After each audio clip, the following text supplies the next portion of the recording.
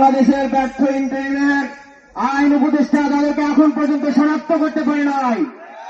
আমরা বলতে চাই, আপনারা কাদের উস্কানিতে এদেশের খুনিদেরকে আপনারা শনাক্ত করতে পারতেছেন না।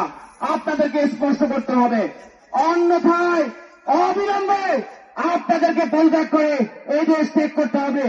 আপনারা দেশের মানুষের ম্যান্ডেট দিয়ে ক্ষমতায় বসেছেন, কিন্তু ক্ষমতায় বসে দেশের খুনিরা পার পেয়ে যায়। আপনারা শুধু দেশের বিচার ব্যবস্থাকে ধ্বংস করেন নাই, বরং এদেশের জঙ্গি সন্ত্রাসের বিচার না করে তাদেরকে আরো সামনে ভবিষ্যতে হত্যার উস্কানি দিয়ে যাচ্ছেন বারবার।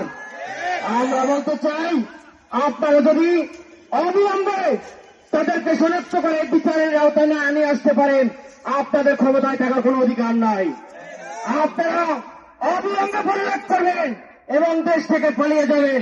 আপনাদেরকে আমরা এই দেশে দেখতে চাই না। আমরা চেয়েছিলাম জুলাই আগস্টের পরে একটা সুখী সমৃদ্ধ দেশ থাকবে, যেখানে অন্যায় হবে না, পাচার হবে না, যেখানে দুর্নীতি থাকবে না, খুনিরা বসবাস করবে না। কিন্তু 5ই আগস্টের পরে আমরা দেখতে পেয়েছি এদেশে খুনিদের স্বর্গরাজ্যে পরিণত হয়েছে। আপনারা ক্ষমতায় বসবাসে কি করতেছেন? আমরা বলতে চাই, আপনার কাদের উস্কানিতে এদেশের খুনিদেরকে শনাক্ত করতে পারেন না, আপনাদেরকে এটা স্পষ্ট করতে হবে। আমরা আধিপত্য বিরুদ্ধে আমরা ঐক্যবদ্ধভাবে আমরা সামনের ভবিষ্যতের যত আন্দোলন সংগ্রাম আছে আমরা ঐক্যবদ্ধভাবে আমরা কাজ করব।